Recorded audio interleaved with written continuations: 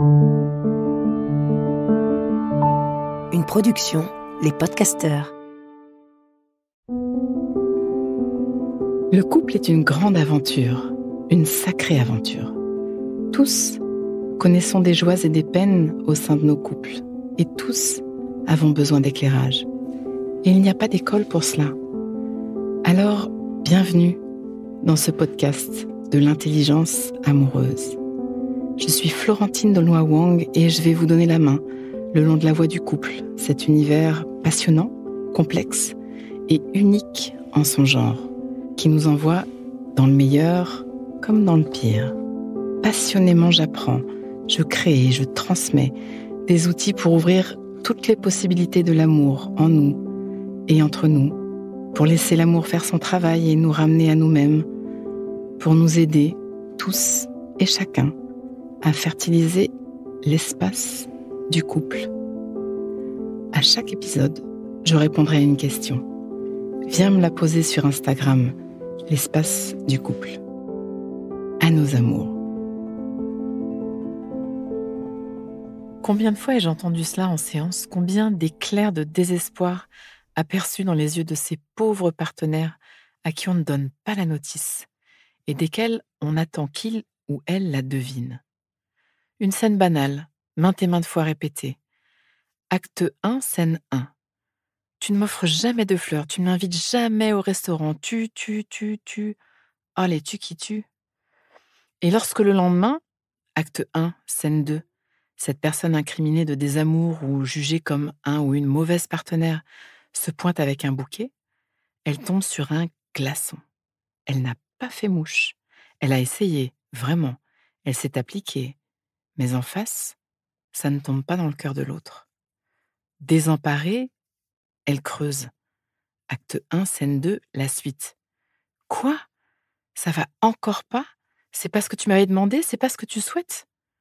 Ils essaient vraiment, ces partenaires. De leur mieux. Si, mais... Note de la rédaction, à chaque fois qu'il y a un mais dans une phrase, c'est un non déguisé. Assez mal déguisé d'ailleurs. Oui mais égale non. Peut-être mais égale non. Si mais égale non. Arrêtez de vous cacher derrière ce mais, éradiquez-le de votre vocabulaire. Il est paradoxal et entraîne avec lui une traînée toxique dont vous voulez laver vos échanges. Il y a d'autres façons d'expliquer vos nuances, vos contradictions, votre ambivalence ou vos paradoxes. Choisissez la vulnérabilité. Creusez, approfondissez, faites connaissance et dépliez la richesse de l'expérience et de notre vocabulaire. Si, mais ça ne compte pas, je te l'ai dit hier. De toute façon, tu prends jamais d'initiative. Encore un tu qui tue. De toute façon, tu n'es jamais content ou jamais contente, je lâche l'affaire. Et je reste polie là dans l'écriture de ce mini-dialogue, mais vous voyez très bien jusqu'où ça peut partir tout ça. Bouillie relationnelle. Acte 1, scène 2, relecture. Si, ça me fait plaisir que tu aies pensé à prendre des fleurs vraiment et tu as raison, c'est bien ce que je demandais hier. Mais, et pourtant, il y a ce vide en moi. Encore des parts de moi qui ne se sentent pas tout à fait aimées. Alors je vais trouver un moyen de te faire porter le chapeau parce que je ne connais pas bien mes trous intérieurs et que c'est sensible là-dedans. Je préfère que ce soit toi l'affreux. Alors, puisque je te l'ai dit, ça ne compte pas. Boum.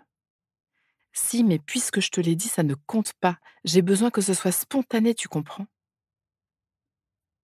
Paumé en face. Il ne sait plus quoi faire. Son vécu, c'est que, quoi qu'il fasse, ça ne va encore pas aller. Elle ne va pas rayonner, elle ne va pas s'ouvrir, sourire. Je ne suis pas un bon partenaire. Et en plus, c'est foutu maintenant. Elle vient de rendre toute tentative de lui montrer que je pense à elle avec des fleurs nulle et non avenue, à vie. Maintenant qu'elle m'a exprimé son envie, c'est foutu. Prise en tenaille dans cette injonction paradoxale, ces pauvres partenaires. Le double bind, cette injonction contradictoire qui rend fou. La possibilité d'offrir des fleurs est verrouillée. Le registre amoureux vient d'y perdre des plumes. Ils souffrent chacun dans leur coin. Déconnexion totale, alors qu'il avait acheté des fleurs. Pause. Inspire, expire. Fais de la place à l'intérieur. Comme un petit entracte qui donne de l'oxygène. Prends juste un instant pour refaire de la place. Voilà, j'y reviens. Je reviens donc, acte 1, scène 2. Puisque je te l'ai dit, ça ne compte pas, mais quelle incompréhension de ce que c'est que l'amour sain. La symbiose nous porte à envisager nos relations comme un chemin de rose le long duquel je n'aurais rien à exprimer. Tu devinerais tout, mes besoins, mes envies, mes fantasmes, et tu serais mon grand fournisseur parfait de tout ça. Tiens, ça ressemble bien au programme avec lequel un nourrisson arrive dans la vie. J'ai besoin que maman puisse lire ce dont j'ai besoin et me l'apporte pour pouvoir survivre. Il y a une erreur système là. On importe dans la relation amoureuse un programme du tout petit bébé. Et ce que ça donne? Voilà, une bonne relation client-fournisseur dans laquelle je vais attribuer des points, définir ta valeur à l'aune de ce que tu m'apportes et de ce que tu devines de moi, et te mettre une mauvaise évaluation sur TripAdvisor. Les calculs sont pas bons, je veux des paillettes dans ma vie. Les calculs sont pas bons? Effectivement, on a vraiment besoin de comprendre un fondamental. L'autre ne me doit rien. Tout est cadeau. On doit lâcher ce programme du tout petit bébé. Et je vous avoue qu'avec tous les clichés véhiculés sur l'amour dans les films et la littérature, je comprends la confusion. Et je dois comprendre que si je te fais le cadeau de te donner la notice de moi, si je co-crée avec toi un espace dans lequel nous maximisons les chances de nous apporter du plaisir et de la joie, la relation va devenir gagnant-gagnant. Et si je devenais responsable de mes vides intérieures et que je te prenais dans l'équipe de guérir et grandir? Et aussi, soit dit au passage, si j'arrivais à me détacher des idées que le système marchand, culturel, sociétal a instillées en moi et que je me libérais de l'équation fleur égale preuve d'amour, ça me rendrait peut-être disponible à regarder tes façons de me montrer ton amour, toutes ces autres façons. Et oui, on a tout un chemin à faire chacun pour libérer nos relations de toutes ces douleurs usantes et dessiner une voie de croissance et d'amour, la voie de l'intelligence amoureuse.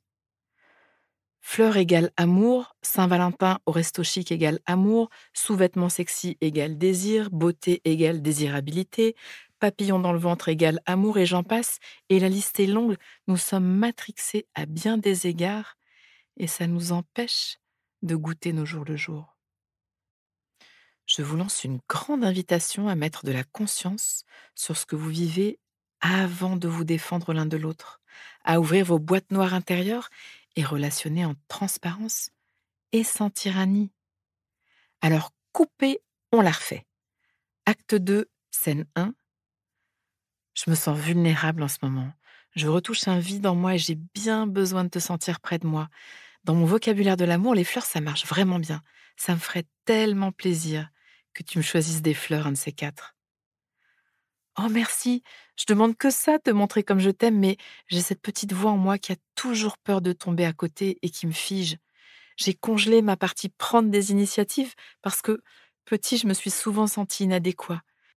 J'imagine que même choisir quelle fleur rapporter va me challenger un peu, je me connais. Je vais avoir peur de mal faire, mais je suis partant. Acte 2, scène 2. Elle fait tomber le bouquet dans son cœur, même si ce ne sont pas ses fleurs préférées parce qu'elle a intégré la force de l'intentionnalité. Il l'a fait par amour. Il a dépassé une zone de peur chez lui par amour.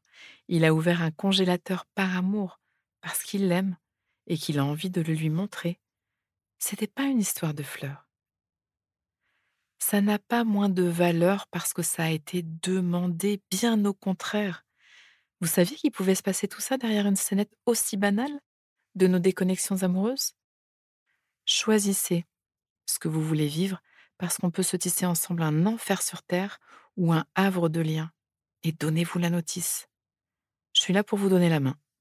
Vous venez? On le change ce monde? À nos amours. Pause. Donnons-nous le temps, quelques instants, pour intégrer. Prends le temps d'une respiration. Inspire. Expire. Et sens. Branche-toi sur ce que tu vis à m'avoir écouté. Tu vas terminer cette phrase. Une chose que je comprends pour ma vie amoureuse, présente ou passée, c'est: et ce qui me touche le plus là-dedans, c'est... Décompte et laisse-toi récolter ce qui vient. Tu peux aussi noter une phrase, un mot, une image, une idée qui te viendrait là, maintenant à l'esprit, pour l'ancrer, pour plus d'intelligence amoureuse. Le cœur est un muscle qui se muscle. Ce podcast est écrit et exprimé par Florentine Denoy-Wang, produit par les podcasteurs et mis en musique par Laurent Aknin. Si vous voulez soutenir notre programme, abonnez-vous, mettez des étoiles ou des cœurs, partagez autour de vous et rejoignez-moi sur la page Instagram L'espace du couple. À vos amours.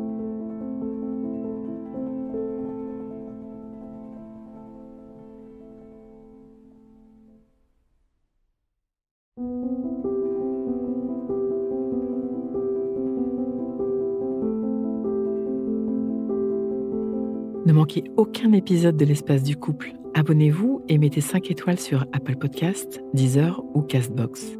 À nos amours.